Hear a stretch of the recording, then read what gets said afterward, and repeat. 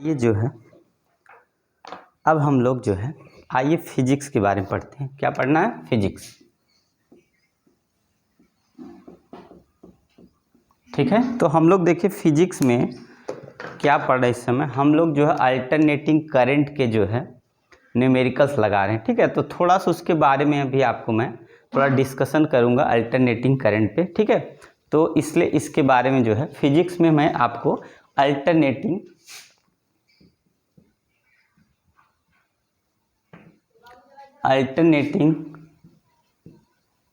Current के बारे में थोड़ा डिस्कस करेंगे। ठीक है, तो हम लोग क्या करेंगे?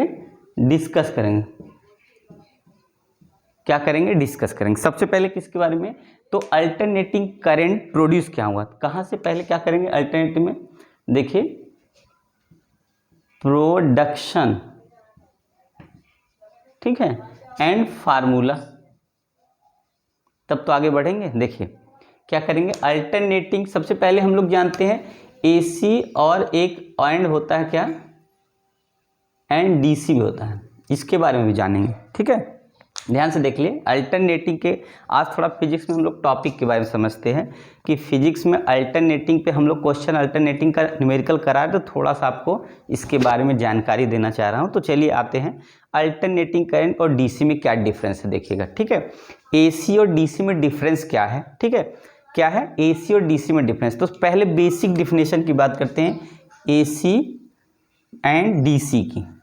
ठीक है, एसी में क्या होगा, हमारा जो करंट का मैग्नीट्यूड एंड डायरेक्शन बोथ क्या करता है, वो चेंज होता है। ठीक है, इट मीन्स क्या होगा, in AC current both magnitude and direction both are change is known as alternate current. ठीक है, या those current its magnitude and direction both are change. ठीक है, ऐसी करंट जिसका डायरेक्शन और मैग्नीट्यूड टाइम के साथ दोनों चेंज हो जाए उसको हम लोग क्या बोलेंगे? एसी। ठीक है, ऐसी करंट जिसका क्या हो, मैग्नीट्यूड और direction both are change with respect to time, time के साथ मैग्नीट्यूड और डायरेक्शन दोनों बदले, मैग्नीट्यूड भी बदले डायरेक्शन भी बदले। क्या? तो एसी करंट क्या होगा, दोज करंट भी change direction and magnitude both क्या होगा with respect to time is known as AC. इसको बोलते हैं, एसी को बोलते हैं बाई डायरेक्शनल। क्या बोलते हैं? By directional. एसी क्या होता है? बाई डायरेक्शनल होता है। ये क्या है? डीसी क्या है? यूनि डायरेक्शनल होता है। और मतलब एसी में क्या होता है, डायरेक्शन और मैग्नीट्यूड बोथ चेंज हो जाएगा, और डीसी में ओनली क्या होता है, यहाँ क्या होगा, ये हमारा डायरेक्शन नहीं चेंज का। इसका मतलब है those current which does not changes क्या होगा, magnitude and direction is known as DC current. जिसका मैग्नीट्यूड और डायरेक्शन दोनों नहीं चेंज होता है टाइम के रेस्पेक्ट में, उसको बोलते हैं डीसी। ठीक है, क्या होगा, those current which change magnitude and direction with respect to time is known as alternate current, and those current which does not change its magnitude and direction with respect to time is known as direct current. तो AC जो है ये क्या होगा, इसमें हमारा direction और इसमें डायरेक्शन मैग्नीट्यूड दोनों चेंज आता है। इसमें न तो डायरेक्शन चेंज होता है न मैग्नीट्यूड होता है, इसलिए इसको एसी और डीसी बोलते हैं। ठीक है, अब एसी डीसी फॉर्म कैसे होती है ये देखनी है। तो सबसे पहले हम लोग डायनमो पढ़े होंगे। इसमें क्या पढ़े होंगे? डायनमो, या बोलते हैं जनरेटर। क्या पढ़ते हैं? जनरेटर पढ़ते हैं। डायनमो या जनरेटर से ही क्या होता है, एसी बनता है हमारा। ठीक है, इसका मतलब क्या होगा, जो फॉर्मेशन होगा, जो क्या होगा, फॉर्मेशन जो होता है वो एसी का वो किसके थ्रू होता है, तो जनरेटर के थ्रू होता है। चलिए इतना समझ में आया कि सबसे पहले एसी का डिफिनीशन और डीसी का, और कहाँ से प्रोडक्शन होगा एसी, तो एसी प्रोड्यूस होती है कहाँ से, तो हमारी एसी प्रोड्यूस होती है कहाँ से, तो जनरेटर से। और जनरेटर के कंस्ट्रक्शन में, जनरेटर में होता क्या ये जानना है, तो जनरेटर का फॉर्मेशन कैसे होगा, फॉर्मेशन जनरेटर का जो हम लोग फॉर्म करेंगे कैसे होगा, इसमें क्या होगा, तो मैग्नेट लगा होता है और इसमें क्वाइल लगी होती है। ठीक है, मैग्नेट होती है, क्वाइल होती है। इसका मतलब है जनरेटर कैसे फॉर्म होता है, इसका मतलब ये हुआ कि अगर हम क्या करें कि किसी जो है क्वाइल को ऐसे, ठीक है, कोई क्या है क्वाइल ये है और यहाँ पे स्ट्रांग मैग्नेट लगा दे नॉर्थ और साउथ पोल में, ठीक है, यहाँ पे नॉर्थ साउथ, इसका मतलब है, और यहाँ से हम क्या करें, ये हमारा एक्सल है, एक्सल है, इसको हमें किसी डायरेक्शन में इसको क्या कर देना है, रोटेट करा देना है, ठीक है, ये एक्सल, इस एक्सल से हमारे इस क्वाइल को क्या कर देंगे, ज्वाइंट कर देंगे। जब ये हमारा घूमेगा, ठीक है, जैसे अब देखिए समझिएगा, जैसे हमारे पास ये मैग्नेट है, ऐसे देखिए हमने क्या किया, ये मैग्नेट हमारे पास, ध्यान से देखिए, ये मैग्नेट ऐसे है, इस तरीके से हमने मान लीजिए नॉर्थ साउथ इधर हमने उल्टा कर दिया, अगर ये नॉर्थ है तो ये साउथ है, तो ऐसे करके अब हमने क्या कर दिया, इसी के बीच में, ध्यान से, इसी के बीच में एक कॉइल रख के अब ये हमने ऐसे रोटेट शुरू कराना कर दिया, ठीक है। तो यहाँ से क्या होगा, हमने दिखाया नॉर्थ और साउथ है, तो नॉर्थ से साउथ की तरीके से यहाँ से मैग्नेटिक फील्ड लाइन ऐसे पास करती, क्या होती है, मैग्नेटिक फील्ड लाइन पास करती नॉर्थ से साउथ तरीके से, ठीक है। तो जब नॉर्थ से साउथ की तरीके से यहाँ मैग्नेटिक फील्ड लाइन पास करेगा, तो हम लोग तो एक ये भी जानते हैं कि इस पर क्या लगता है, तो हम लोग का जो है फैराडेस का रूल लगेगा, पर उसके पहले क्या होता है, क्या लगता है, हम लोग को फोर्स लगता है, ठीक है, फ्लेमिंग लेफ्ट हैंड का रूल लग जाता है। तो फ्लेमिंग लेफ्ट हैंड रूल से क्या करेंगे, सबसे पहले यहाँ पे जब किसी क्वाइल पे क्या करता है, यहाँ पे नॉर्थ साउथ डायरेक्शन फोर्स लगेगा, तो क्या होगा, उसमें एक फोर्स लगता है, और अगर करंट हमारा, तो वो क्या होगा, इलेक्ट्रिक मोटर हो जाता है। पर यहाँ क्या होगा, नॉर्थ साउथ डायरेक्शन हमारा, ये नॉर्थ है साउथ है, इसमें किसी क्वाइल को रख के अगर हम क्या कर दे, रोटेट करा दे, और देखिए इलेक्ट्रिक मोटर में क्या होता है, अगर हमारा क्या होगा, नॉर्थ और साउथ किसी स्ट्रांग मैग्नेटिक फील्ड के अंदर किसी क्वाइल को, करंट कैरिंग क्वाइल को जब रखेंगे और उसमें करंट पास करेंगे, तो वो क्या करने लगता है, इक्वल अपोजिट फोर्स लग के वो क्या करता है, तो रोटेट करता है। वही रोटेशन से हमें क्या मिलता है, फैन का हवा लगता है, ठीक है। यहाँ से क्या होता है, फैन से हम लोग जो है ये एयर हवा जो लेते हैं उससे होता है, ठीक है। और क्या होगा, तो मैकेनिकल, कोई भी काम कैसा होगा, इसके अंदर मैकेनिकल होता है, कैसा वर्क होगा, तो मैकेनिकल वर्क होगा, ठीक है। तो मोटर से मैकेनिकल होता है, पर उसमें क्या होता है कि उसमें हम लोग क्या करते हैं, करंट को हम लोग क्या करते हैं, सप्लाई करते हैं, सबसे बड़ी बात है, क्या करते हैं, करंट को मोटर में, यहाँ मोटर में क्या होता है, मोटर में हम लोग करंट सप्लाई करते हैं, ठीक है। और जनरेटर में जो है हम लोग क्या करते हैं, तो रोटेट कराते हैं, रोटेटर कर सकते हो इसको, क्या करना है हमको, रोटेटर लगाना है, मतलब मोटर में करंट सप्लाई करेंगे तो वो क्या करेगा, मोटर उसका नाम ही है, करंट सप्लाई करेंगे तो क्या करेगा, ये रोटेट करेगा, ये रोटेट करता है। और जनरेटर में क्या होता है कि जब हम रोटेट करेंगे तो ये क्या करेगा, करंट को प्रोड्यूस करेगा, ये बेसिक डिफरेंस है, क्या करेगा, ये करंट को प्रोड्यूस करेगा। इसका मतलब दोनों में डिफरेंस क्या है, तो मोटर जो इलेक्ट्रिक मोटर जो है उसमें हम करंट सप्लाई करते हैं, और भी क्वाइल में जो मैग्नेटिक फील्ड में रखा, इसका मतलब अगर मोटर समझना तो ये हमारे नॉर्थ पोल साउथ पोल है, इसके बीच में हमारा क्या रखा हुआ है, एक क्वाइल, करंट कंडक्टिंग क्वाइल है, इसमें करंट फ्लो कराएंगे तो क्या करेगा, इक्वल अपोजिट टार्क की, इक्वल अपोजिट फोर्स लगे, जिसकी वजह से क्वाइल घूम जाएगा, क्वाइल घूमे तो उसके साथ जो एक्सल लगा है वो रोटेट करेगा, और यहाँ से हम जो भी लगा देंगे इसमें, चाहे फैन लगाए चाहे पट्टा लगाए, कुछ भी लगाएंगे तो ये क्या करेगा, उसके साथ घूमेगा, तो जो भी काम लेना है उससे हम ले सकते हैं, जैसे, ठीक है।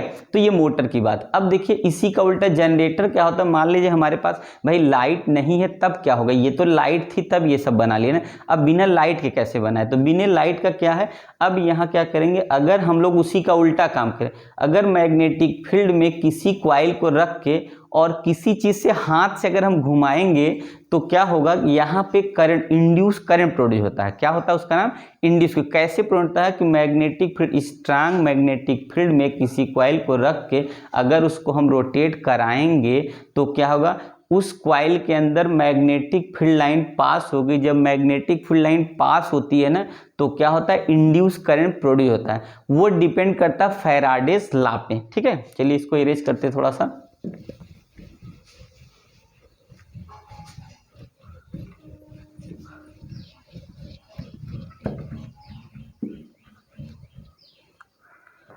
किस पे डिपेंड करता है, फैराडेस लॉ पे।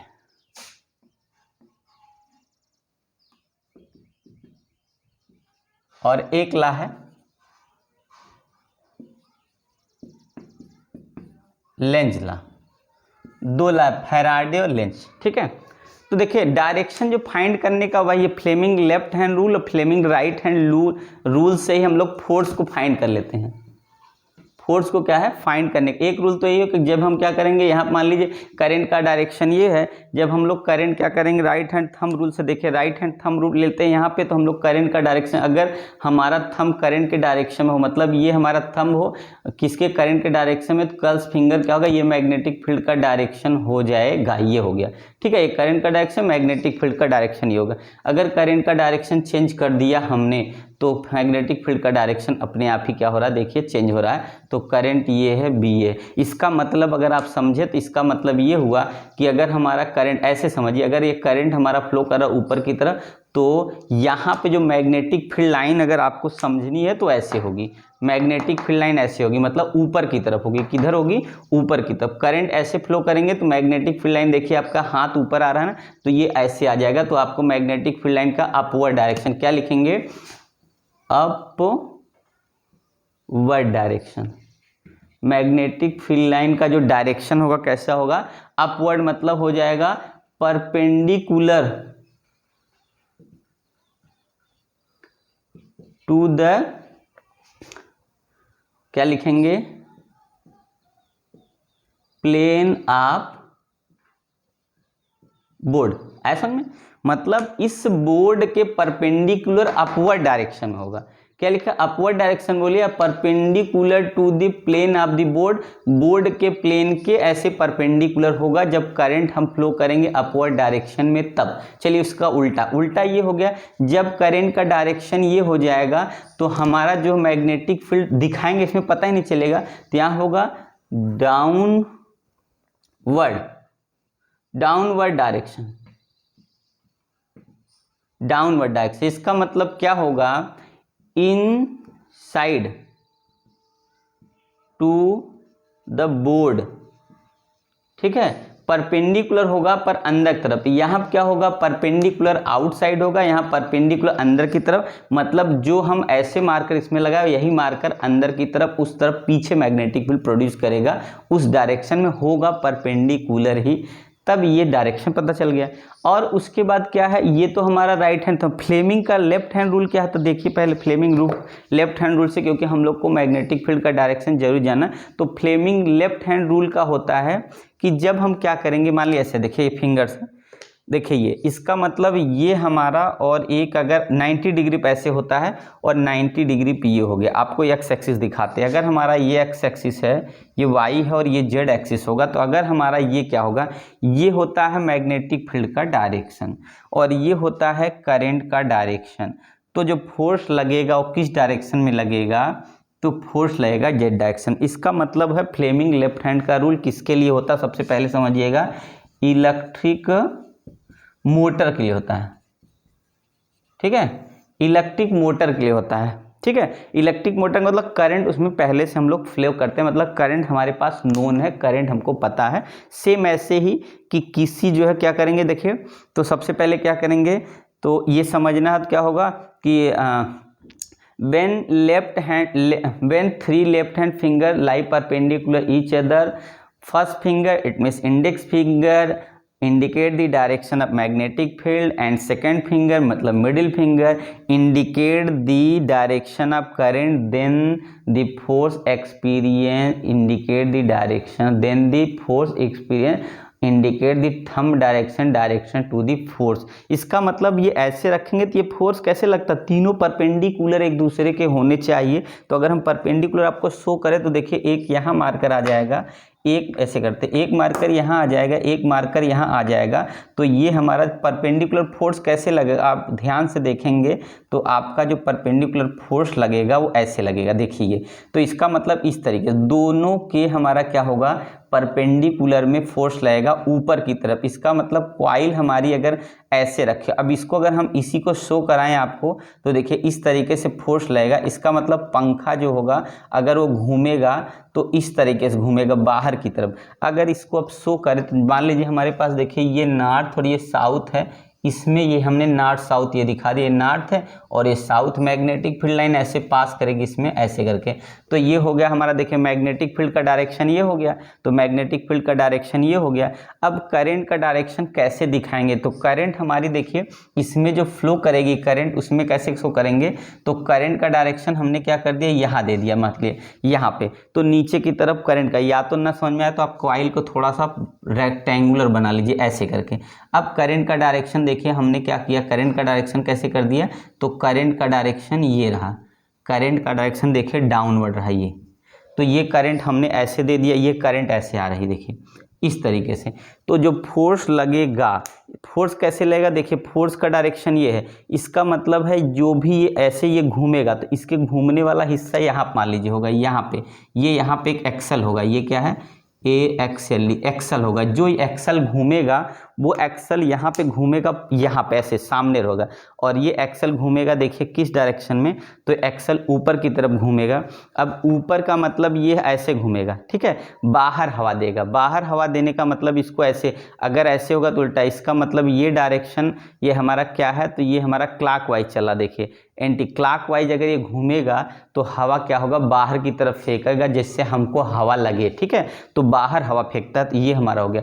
अगर इसी का दिशा ये डायरेक्शन चेंज कर दिया जाए, मतलब हम लोग ऐसे न लेके ऐसे न रख के हम लोग क्या कर दे, ऐसे कर दे, इसको उल्टा कर दे इस तरीके से, तो अगर करंट का डायरेक्शन देखिए ये नीचे ना होकर करंट का डायरेक्शन ऊपर होगी, तो मैग्नेटिक फील्ड लाइन जो फोर्स होगा हमारा, ये टिप समझिएगा, यहाँ जो होल्ड ऐसे पकड़ा हूँ ये अंदर की तरफ उस तरफ चला जाएगा, तो हवा आपको एक्सल तो बदल नहीं सकते, जो पंखे की डंडी होती है मान लीजिए जैसे ये डंडी है, तो ये आपको बदल नहीं सकते, तो इसमें क्या होगा, आपको ऐसे ऐसे चलेगा, इस तरीके से चलेगा, हवा बाहर लगे, और यही क्या होगा, ये क्लॉकवाइज एंटी क्लॉक चलने लगेगा तो हवा अंदर की तरफ चलने लगेगा, तो समझ जाए डायरेक्शन बदल गया। तो ये मोटर में ऐसे ही होता है, पर अल्टरनेट जो एसी मोटर होता है उसमें उल्टा चलता ही नहीं जल्दी, तो वो क्या होता है, तो इस तरीके से आप समझ गए।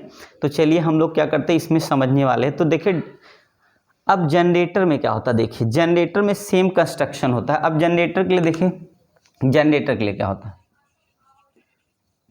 अब ये जनरेटर की बात करेंगे तो जनरेटर देखिए इसमें, अब जनरेटर में राइट, जनरेटर में क्या होगा, सबसे पहले हमारे पास क्या है, एक मैग्नेट है स्ट्रांग, और यहाँ पे ये लग गया, और यहाँ पे हमने कॉइल को ऐसे रख दिया, प्लेस कर दिया इस तरीके से, ठीक है। अब क्या करना है, इसी को हमें क्या करना है, यहाँ से ये एक्सल लगा के, यहाँ से देखिए उसमें क्या हो रहा था, एक्सल घूम रहा था, इसमें क्या है, एक्सल को हमें क्या करना है, रोटेट कराना है, यहाँ पे एक्सल को क्या करना है, रोटेट करा दें। जब एक्सल रोटेट करेगा तो ये कॉइल रोटेट करेगा। अब एक्सल कैसे घुमा, देखिए ये कॉइल रोटेट करेगा ए बी सी डी मान लीजिए, जब ये कॉइल रोटेट कर, कैसे आपको रोटेट कराना ये आपने दिखाया, अगर हमने ऐसे रोटेट करा दिया ऐसे, तो मतलब ये ऊपर जाएगा, ठीक है, तो करंट का ऐसे डायरेक्शन दिखाइए, ये इस तरीके से, और दोबारा इधर से जाके ये क्या होगा, ये इधर हो गया। तो जब ऐसे रोटेट कराएंगे इस तरीके से, ये ऐसा डायरेक्शन कौन सा आएगा, देखिए ऐसे करके, तो इसका मतलब ये हमारा आ गया क्या, तो क्लॉकवाइज आएगा। तो ऐसे घुमा दिया अगर हम इसको पकड़ के इस तरीके से, तो मैग्नेटिक फील्ड लाइन क्या होगा, जब पहले अगर हमारा मार्कर मान लीजिए ऐसे रखा हो, मार्कर ऐसे हो, तो मैग्नेटिक फील्ड लाइन पास करेगा, पर इसके अंदर से नहीं पास करेगा। पर जैसे हमने क्या किया, कॉइल को उठा कर ऐसे ऊपर कर दिया, तो इस कॉइल में जितना जगह इतना, जैसे पहले हमने इसको रखा तो इसमें देखिए बहुत कम मैग्नेटिक फील्ड लाइन का पास में, पर इसी कॉइल को इतना, तो इसका मतलब पूरी इसकी लंबाई के बराबर इसके अंदर से मैग्नेटिक फील्ड लाइन पास करने।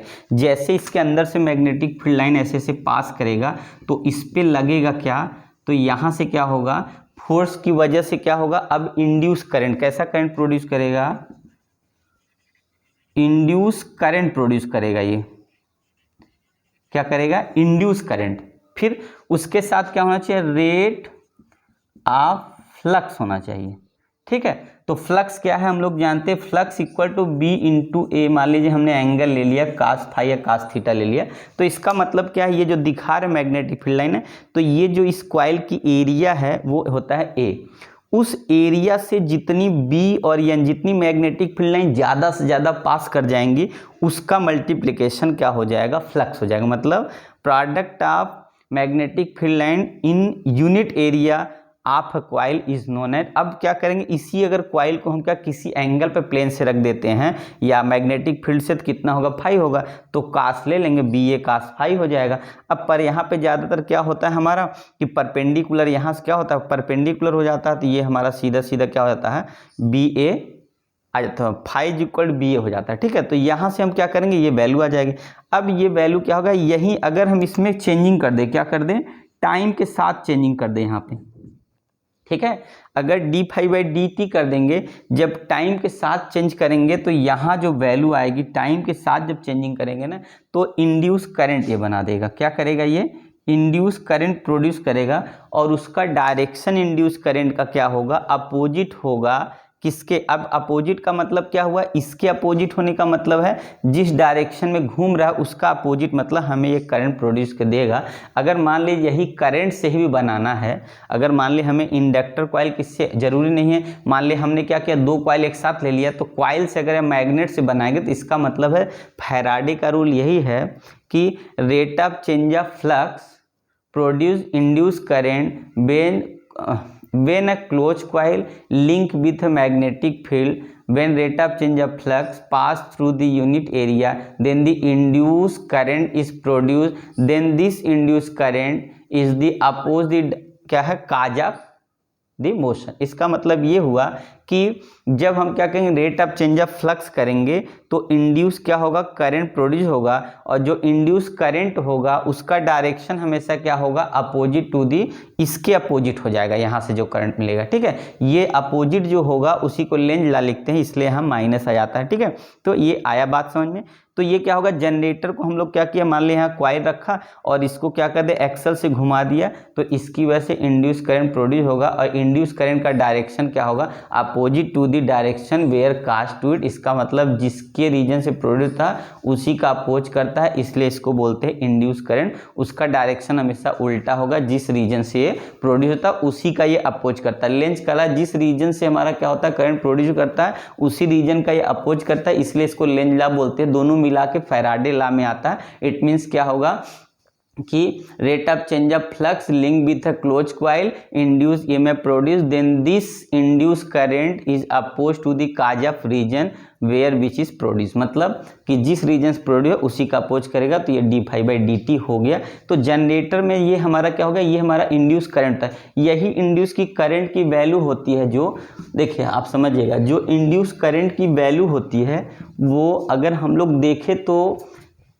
मूव करेगा तो उसके, तो यहाँ से हम लोग क्या करते हैं, तो फाई की वैल्यू हम लोग जानते हैं बी ए होता है, और अगर फाई को हम लोग एन बी ए भी लिखते हैं। ठीक है, एन इसलिए कि नंबर ऑफ टर्न, एक टर्न का तो होता नहीं, इसमें बहुत सारे टर्न ऐसे होते, क्वाइल कितनी लंबी क्वाइल, ढेर सारे टर्न के होते हैं, एन बी ए हो जाता है। तो फाई इक्वल कितना हो जाता है, एन बी ए होता है हमारा। तो फाई की वैल्यू कितनी हो जाएगी, तो ये एन बी ए, ये हमारी क्या होगी, यही वैल्यू हो जाती है। ठीक है, और साथ में अगर हम लोग देखिए यहाँ क्या करते हैं, अगर हम पूरा वैल्यू रखते हैं, देखिए phi is equal to B A, और यहाँ पे कास, और देखिए यहाँ पे थीटा नहीं लेना, अल्टरनेट करने के लिए ओमेगा टी, क्योंकि हम लोग को थीटा इज इक्वल टू हम लोग जानते हैं ओमेगा अपान टी। देखिए ओमेगा इक्वल टू होता है, ओमेगा इक्वल होता है थीटा अपान टी, तो theta equal omega T, theta replace कर दें। जैसे अभी हमने एक बार फिर से आपको समझ लीजिए अच्छे से, तब देखिए जैसे हमने क्या किया,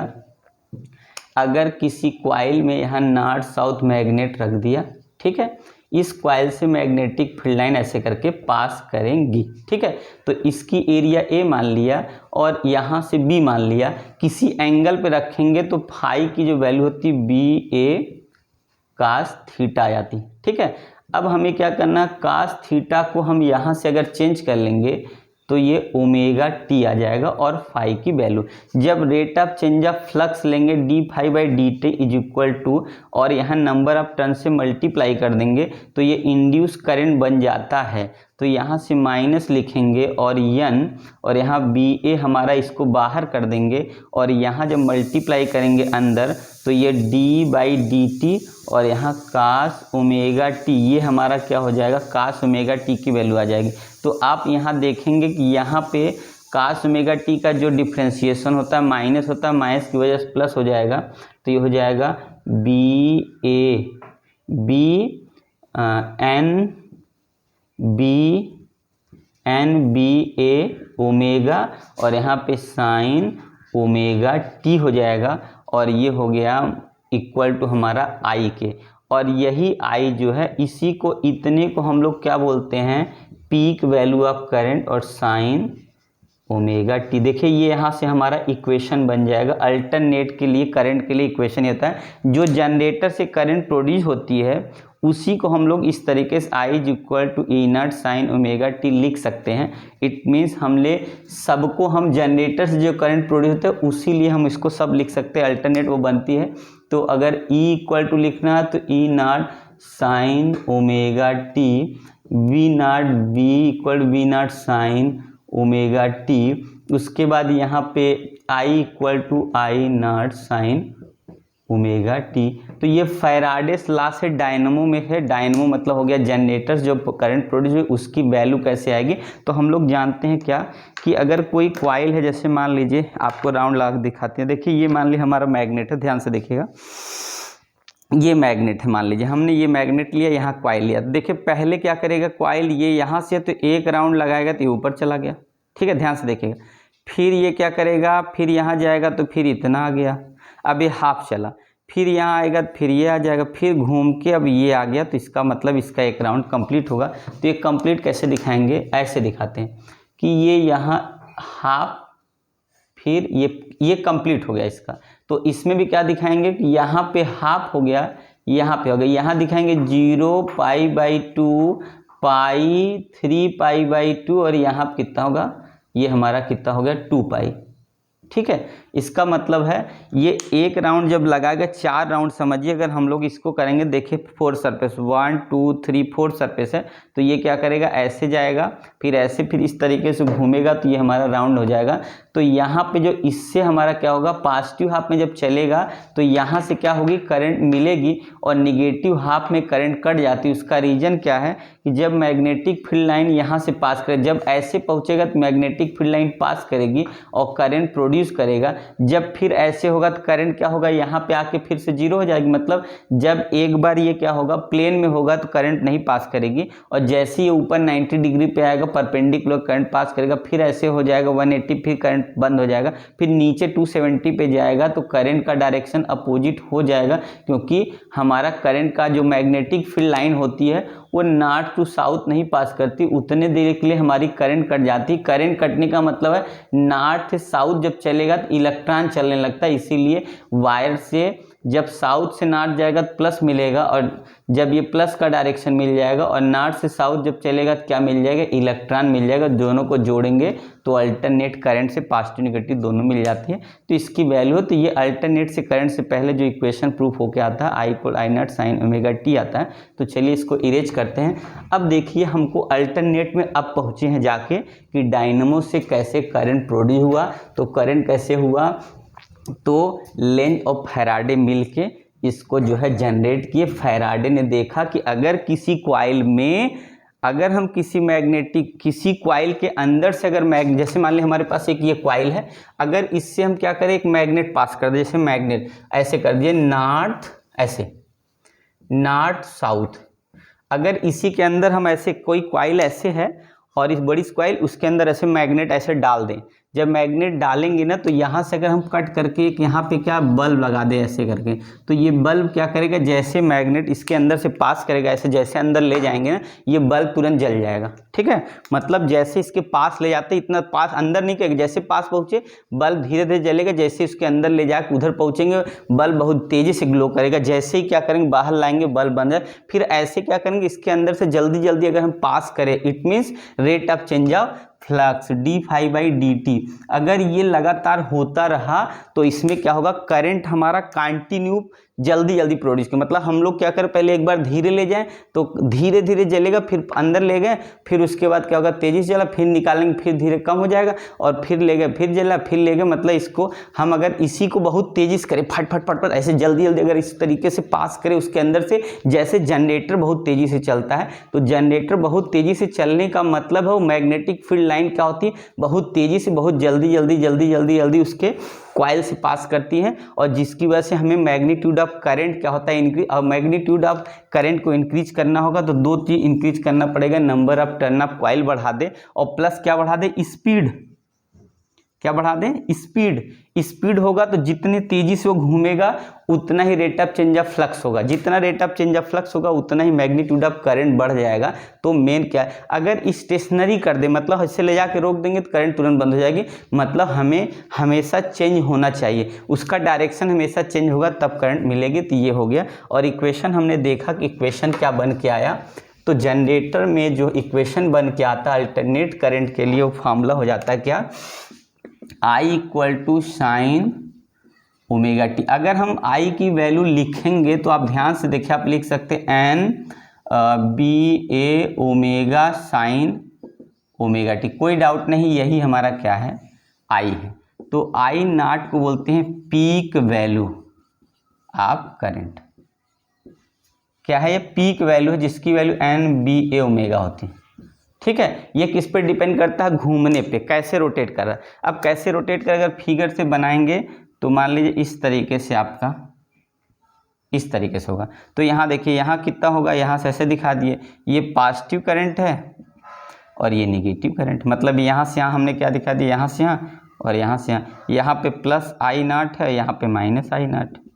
ठीक है, ये मैग्नीट्यूड ऑफ करंट है, तो ये इतना करंट होगा। तो यहाँ पे अगर दिखाएंगे पाई, यहाँ पे हो जाएगा 2 पाई, यानी यहाँ 2 पाई हो जाएगा। मतलब यहाँ कितना होगा, यहाँ पे 2 पाई, ये हो गया पाई। ठीक है, यहाँ कितना होगा, यहाँ से आधा राउंड यहाँ लगा, आधा यहाँ लगा। अच्छा, ये हमारा हो जाएगा, यहाँ जाकर कंप्लीट होगा, यहाँ जाकर कंप्लीट होगा। मतलब हाफ इधर हाफ इधर पाई, हाफ इधर, यहाँ पे जाकर 2 पाई कंप्लीट होगा। ठीक है, एक राउंड यहाँ लगा, दूसरा राउंड यहाँ कंप्लीट हो गया हमारा 2 पाई। ठीक है, आया समझ में। तो इसका इक्वेशन ये है। अब इसी इक्वेशन से हमको लेके सॉल्व करना, यहाँ से अल्टरनेट यही होता है, जब पॉजिटिव हाफ में करंट मिलेगी तो ये मिलेगा, निगेटिव हाफ में ये मिलेगा। और करंट का जो एक्चुअल वैल्यू हम लोग को जो देखने का मिलता है ये होता है। तो इसलिए अब हम लोग को जो फार्मूला प्रूफ करना है, तो इक्वेशन ये है और प्रूफ करना है कि करंट की मीन वैल्यू क्या है और करंट की आरएमएस वैल्यू क्या है। मीन निकालेंगे तो हम लोग देखते हैं, अगर कंप्लीट साइकिल में अगर ले लेते हैं मीन, तो कंप्लीट साइकिल का जो मीन होगा, आई मीन इक्वल टू कितना होगा, 0। ठीक है, यहाँ क्या करेंगे, यह I mean in complete cycle, या करेंगे 1 साइकिल का मीन क्या होता है, 0। और अगर आई जो है मीन लेते हैं कितने का, और हाफ साइकिल का, हाफ साइकिल का अगर लेंगे तो ये 0 नहीं आएगा। तो हम लोग का जो आंसर आता है वो क्या होता है, ये वाले से मिलता है, ये वाले से नहीं मिलता है। तो हाफ साइकिल का मीन हम लोग लेके सॉल्व करते हैं तो वैल्यू हमारी आ जाती है। ठीक है ना। तो चलिए नेक्स्ट वीडियो में और आगे इसके बारे में समझाते हैं आपको, तो आप लोग ध्यान से देखे रहिएगा तो आपको समझ में आ जाएगा। ठीक है, तो चलिए, तो ये हमारे इक्वेशन। अब आगे अगर हमको प्रूफ करना है तो हम लोग क्या निकालेंगे, तो हम लोग निकालेंगे आई मीन हाफ साइकिल में, और उसके बाद निकालें कितना, आरएमएस। आई आरएमएस निकाल, मतलब आई जो है रूट मीन स्क्वायर वैल्यू निकालेंगे कितने में, तो ये निकालेंगे कंप्लीट साइकिल का। ठीक है, तो कंप्लीट साइकिल का निकालेंगे वो भी क्या करके, आई आरएमएस। तो आई आरएमएस जो इसकी वैल्यू निकालते तो यहाँ अंडर रूट में उसकी कंप्लीट साइकिल का क्या लेते हैं, निकाल के अंडर रूट लेंगे 1 हाफ साइकिल का, तो आई आरएमएस वैल्यू आ जाता है। और यहाँ क्या है, मीन वैल्यू हाफ साइकिल की होगी। तो मीन जब निकाल लेंगे तब इसके बाद, तो चलिए हम लोग इसका प्रूफ आगे करके देखेंगे क्या है। तो चलिए ठीक है, आगे आप लोग वीडियो देखते हैं। चलिए, थैंक यू।